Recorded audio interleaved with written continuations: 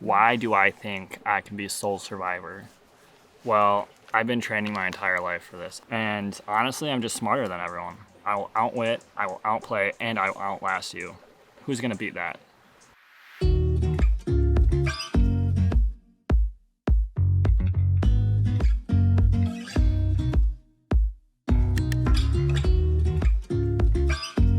So, needless to say, we're getting some major survivor vibes out here in Oslob, which is a 4-hour bus ride from Cebu. We chose this area of the Philippines to start our time here because of the whale sharks. This is the area where you can swim with the whale sharks. We got here last night, but we woke up at 4:30 a.m. this morning so that we could get at the front of the line by the whale sharks. We got there bright and early. There was just a few other people, but over the next half an hour leading up to 6 o'clock, the place became completely packed. However, somehow, because we were one of the first ones, we had this kind lady help us make sure to get to the front of the line with a couple other people. I think it's because we ended up paying her some extra money. We're not quite sure what happened. Needless to say, she helped us get to the front of the line. They put us in these boats with life jackets, and then they paddled offshore. Honestly, not very far. In my mind, the whales were going to be far from shore. They would boat us out. However, they were just right offshore where they were being fed, coaxed to the area. Not quite sure how we feel about it now that we've seen it and experienced it. However, we were the first boat out. We got to jump in the water, and right there was the whale shark. You're not allowed to touch the sharks. You're not allowed to put on sunscreen because the chemicals can be harsh for them. You're not allowed to use flash photography,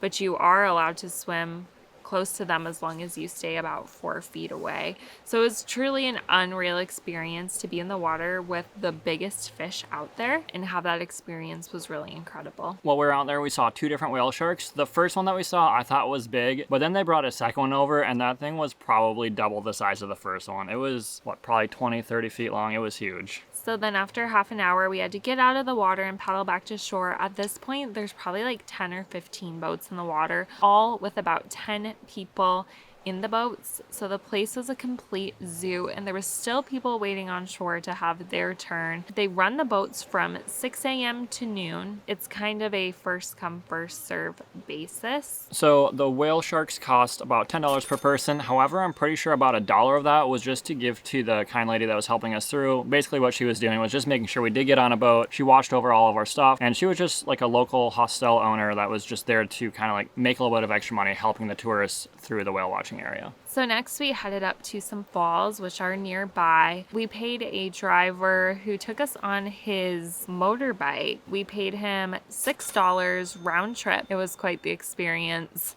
So he whisked us up to the waterfall. We went and enjoyed the waterfall. You can either take another motorbike down to the waterfall or walk. We walked since it's really not very far of a distance.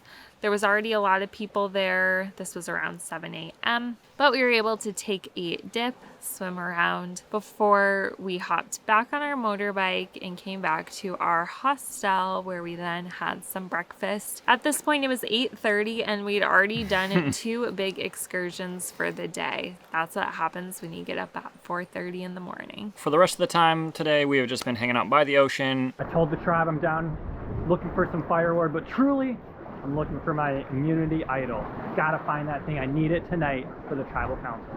We were watching some crabs. We even saw some sea turtles down on some rocks. So it was a super fun time, just kind of watch the different sea creatures down in the ocean. So originally when we were planning our trip here to Cebu, we were just gonna spend 3 days in Cebu, and we had booked a 1-day excursion down here to do the whale sharks, to go to the waterfalls, and to visit a sandbar. However, after we didn't really like some of the day-long excursions just because we didn't have a lot of control, we decided to cancel that booking and just kind of plan everything on our own. So instead of staying in Cebu City, we booked a hostel down here near Oslob. The cost of the excursion was going to be $300. So far, we've only spent about $40, and so we are getting it done much cheaper just by booking everything on our own and figuring things out on our own rather than keeping that original excursion. Tomorrow, we have a super fun day planned. Jordan actually found a resort on the island right across from where the whale watching takes place. And this island has a very exclusive resort. It costs about $250 a night. However, we got day passes for $25 total. So tomorrow we're gonna go check that out. We're gonna do snorkeling, swimming, and we are really excited for that to spend the rest of our time here in Oslob. Here we go.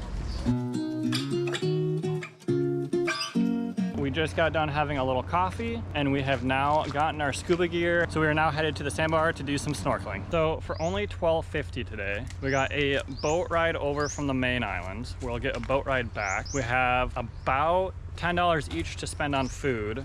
We have snorkeling gear and we can use kayaks. And we have access to all their like restrooms and shower facilities as well as their pool. So I'd say that's a pretty good deal for $12.50 per person. The scuba gear was a little bit extra, 75 pesos per person, which is just a little over $1 each. About $3 for us to rent this gear. So quite the steal to stay at a cheap hostel and then come use the nice resort for a day. Originally, the sandbar stop was on like our excursion that we had booked for $150 each. So definitely a much cheaper option just to come out here and use this day pass rather than going on the excursion and only having like 2 hours of time out on the sandbar. We're all ready to do some snorkeling. Let's hit it.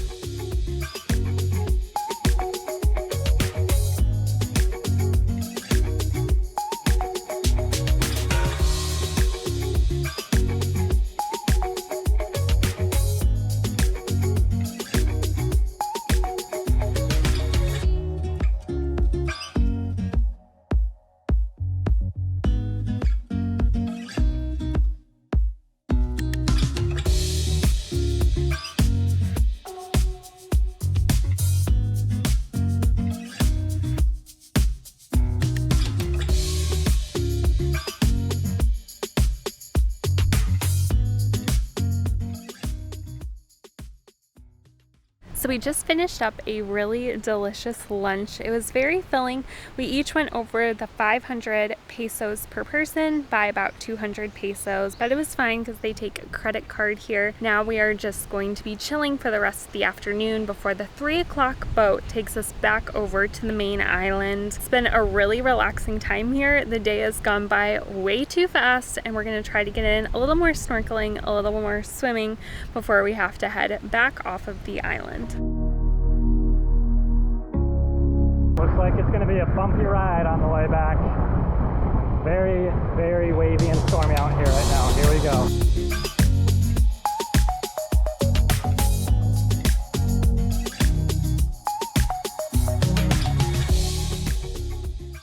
All right, we made it off the boat. It was definitely very rocky and we definitely got very wet. Like the front part of my shirt is still very light gray and then the entire backside is all very dark gray because I got soaked.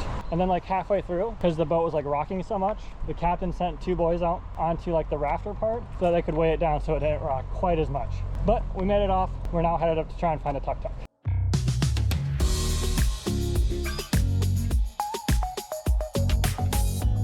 We are now back at our hostel. We found a motorcyclist that whisked us back here. There was no tuk-tuks available. It was a really great day, however, and it only cost us $14 per person versus that $300 excursion we were at first looking at doing. We hope that you enjoyed this video here, but stay tuned because our time here in the Philippines is just getting started.